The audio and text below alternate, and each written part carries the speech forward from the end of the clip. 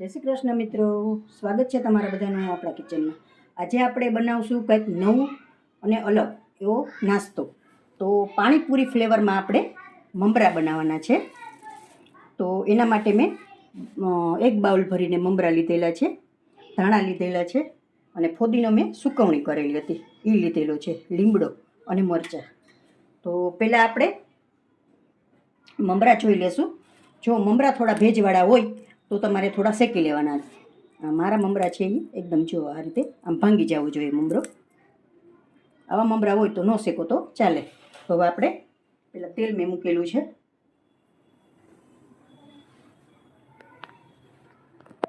તેલ આપણું ગરમ થઈ જાય એટલે આપણે આ ફોદીનોની બધું આપણે પહેલાં તળી લેવાનું છે। તેલ આપણું ગરમ થઈ ગયું છે, તો હવે આપણે પહેલાં ફોદીનાને આ રીતે તળી લઈશું, જારામાં રાખીને। એકદમ ક્રિસ્પી થાય ત્યાં સુધી તળવાનું આપણે।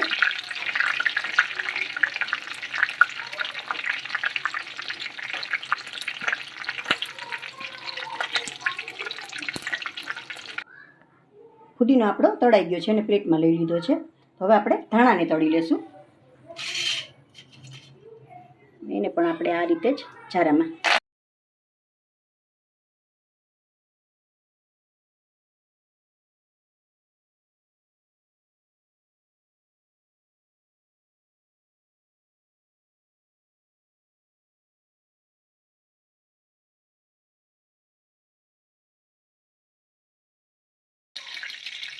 ધાણા પણ આપણા તળાઈને તૈયાર થઈ ગયા છે, એક પ્લેટમાં લઈ લઈશું। મરચાં મેં 4 થી 5 લીધેલા છે, એ પણ આ રીતે જારામાં કરી લઈશું અને લીમડાને પણ હારે એડ કરી દઉં।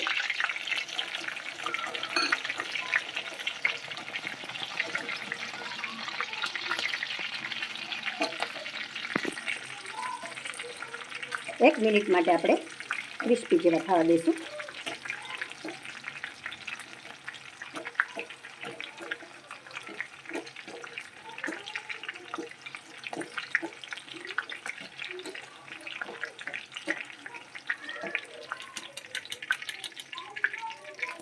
તળાઈ ગયા છે, તો હવે પ્લેટમાં લઈ લઈશું મરચાંને પણ। હવે આપણે સિંગદાણા તળી લેશું। સિંગદાણા મેં બાઉલ જેટલા લીધેલા છે।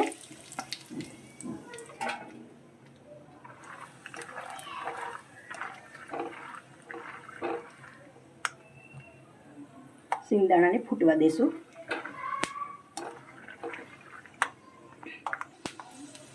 સિંગદાણા આપણા તૈયાર છે, તો હવે પ્લેટમાં લઈ લેશું। તળાઈને બધું તૈયાર છે, તો હવે આપણે 2 મિનિટ માટે આને ઠરવા દેશું। ત્યાં સુધીમાં આપણે પાણીપુરી ફ્લેવરનો એક સિક્રેટ એવો મસાલો બનાવી લેશું। તો એના માટે મેં 1 ચમચી હળદર,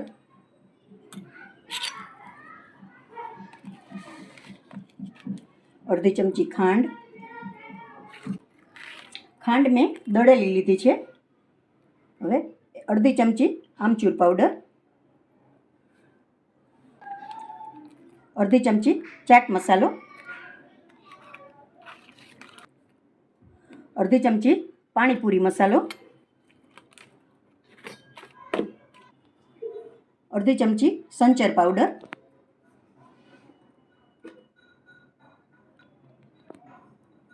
1/2 થી 1/2 નિમક। આમાં બધીમાં થોડું થોડું નિમકનો ભાગ હોય છે, એટલે બહુ નિમક એડ નથી કરતી હું। હવે સારી રીતે આપણે મિક્સ કરી લેશું। એકવાર આ રીતે જરૂરથી બનાવીને ટ્રાય કરશો, બહુ જ સરસ થશે, ફ્લેવરમાં પણ સરસ થશે અને બાળકોને પણ ભાવશે।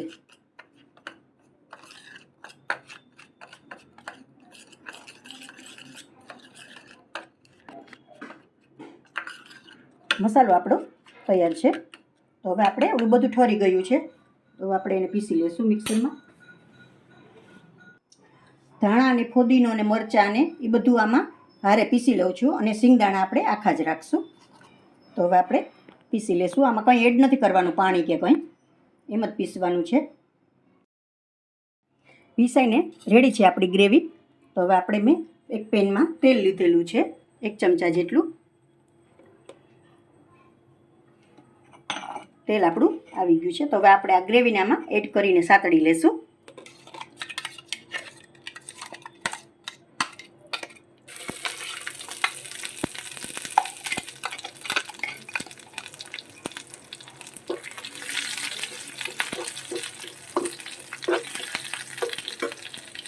ગેસની ફ્લેમ ધીમી જ રાખવી.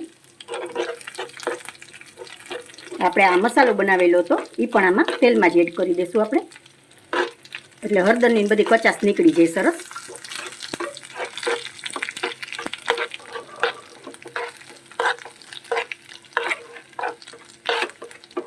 હવે આપણે મમરામાં એડ કરી દઈશું.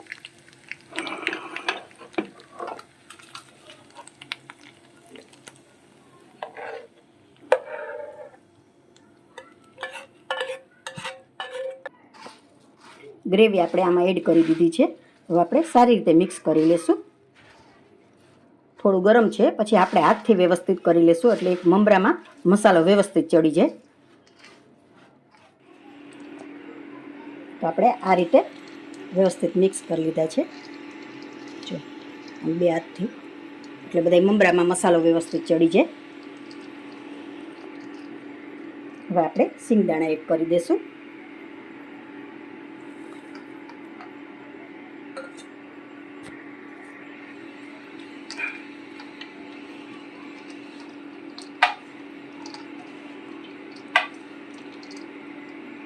હવે આપણે સેવ એડ કરી દઈશું. હવે આપણે થોડી સેવ એડ કરી દઈશું.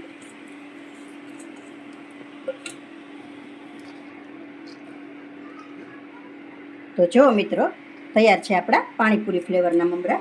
એકવાર જરૂરથી ટ્રાય કરશો. તો હવે આપણે સર્વ કરી લઈશું.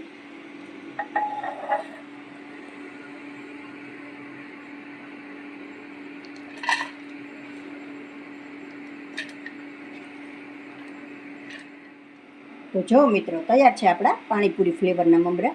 જો તમને મારી રેસીપી પસંદ આવી હોય તો લાઈક કરશો, કોમેન્ટ કરશો, તમારા મિત્રોમાં શેર કરશો, અને મને કોમેન્ટ કરીને જરૂરથી કહેશો કે તમને રેસીપી કેવી લાગી.